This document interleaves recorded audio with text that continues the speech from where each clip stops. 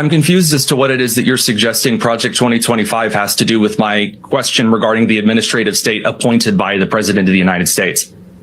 I'm confused as to why you don't think that taking the institutions that we have, which you say are already too politicized, and saying let's replace the career bureaucrats with overtly political actors, how that gets us any closer to the scenario you're drawing up.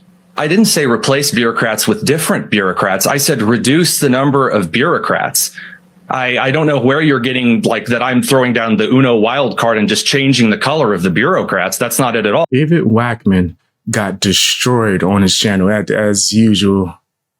As usual, every time he debate with his woke, smug self, he gets smoked. That's like a normal occurrence on every platform, actually.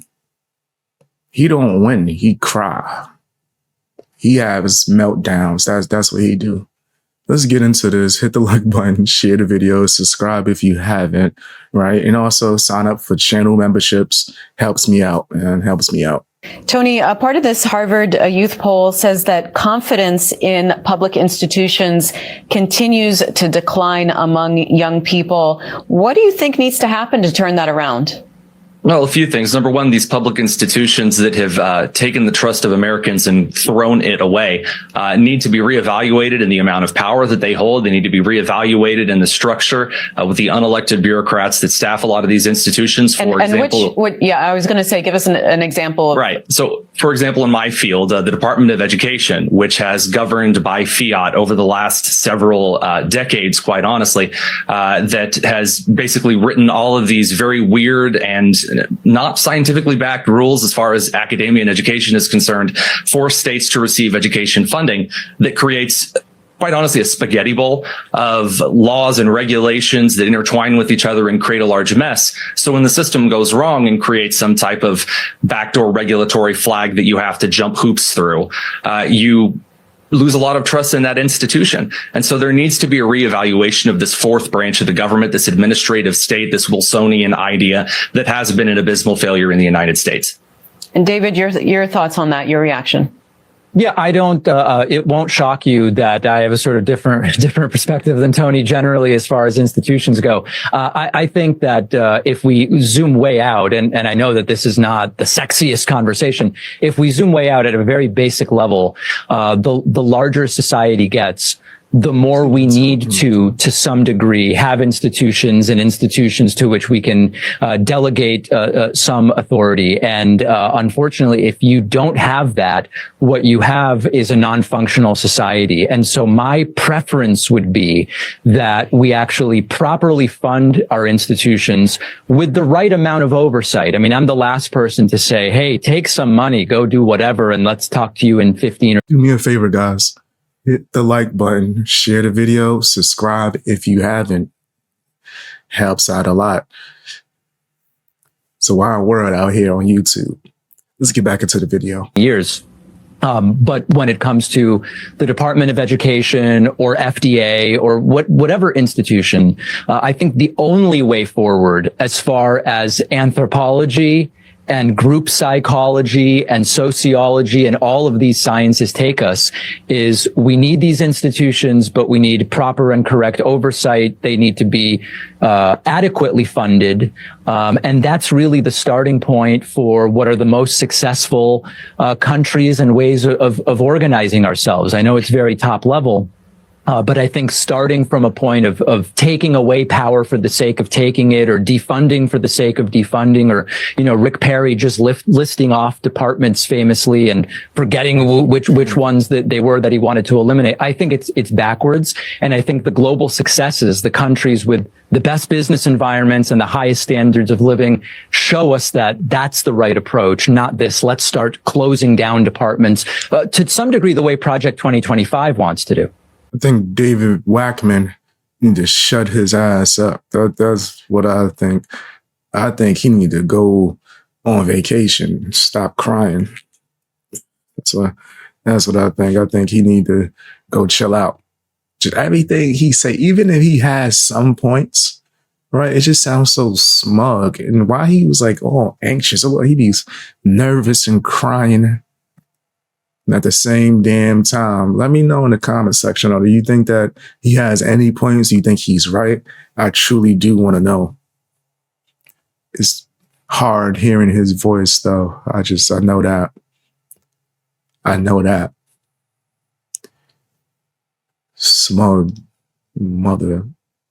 In the same branch of concern that the executive branch of the United States is increasing its amount of authority unilaterally, that you would also increase the amount of authority with the executive branch through these bureaucratic organizations that answer to the executive branch? What authority needs to be delegated? That's not at all what I said. No, certainly not. But my point, as I mentioned, was a broader one. Certainly nothing in what I said is give the president as an individual more power. And in fact, if we learned anything during the Trump presidency, it's that a lot of people on the left came around to what some on the right believed, which was, hey, maybe our checks and balances aren't strong enough. Maybe we don't want so much unrestricted power. But my point was a different one. I won't make it again to not bore the audience, but it has nothing to do with presidential power.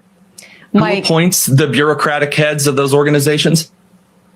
The president appoints some of them, but as we know now, what Project 2025 wants to change is taking what are career bureaucrats that are non-political in their public-facing roles and actually make them even more of them political appointees. So it sounds like what you're advocating for, if I understand correctly, is going the opposite way of what Trump and Heritage and Project 2025 have said they want to do. If I understand correctly, I'm sure you denounce Project 2025 on that basis, right? I'm confused as to what it is that you're suggesting Project 2025 has to do with my question regarding the administrative state appointed by the President of the United States. Get him. I'm confused as to why you don't think that taking the institutions that we have, which you say are already too politicized, and saying let's replace the career bureaucrats with overtly political actors, how that gets us any closer to the scenario you're drawing up. I didn't say replace bureaucrats with different bureaucrats. I said reduce the number of bureaucrats. I don't know where you're getting like that I'm throwing down the Uno wild card and just changing the color of the bureaucrats. That's not it at all. I suggested that the administrative state, the Bismarckian progressivism that failed in Germany, is failing in the United States. And that by suggesting that the sciences are necessary, that anthropologically, psychologically, sociologically, that as society grows, we need to delegate authority is very, very weird and strangely 20th century dystopian. All right, guys, we're going to go back to the calls. Mike is in Old Township, New Jersey, Democrat. Hi, Mike. Dang. It sounded like, and I'm no expert, right? I'm just a guy from the Bronx that's just listening and giving his opinion. It sounded like David Pakman wasn't really prepared to just, I guess, debate on this level. It sounded like he was just like a little bit all over the place. Like, it was almost as if he was like a nervous wreck before he even started talking, fam. And maybe that could just be some quirks that he has, you know. I don't know. I ain't trying to judge his personal life. I don't know what the heck he's doing. But it does seem a little bit like he's a little bit ill prepared. But once again, I'm no expert, right? That's why I like reading the comments, seeing what you guys that might have more experience or might think like, oh, okay, that's a good point. But right now in this moment, it feels like he just, he need to go practice. Need to go back and go work on his argument a little bit better. Because like I said, even earlier in this video, even if he had some points, the way it's just coming off is like he don't know what the hell he talking about. But do me a favor, guys. Hit the like button. Subscribe if you haven't. Share the video as well. It helps out a lot. And also, check out my channel memberships, man. You get early access to certain videos. It really helps my success with on this YouTube platform. Check me out on Patreon as well.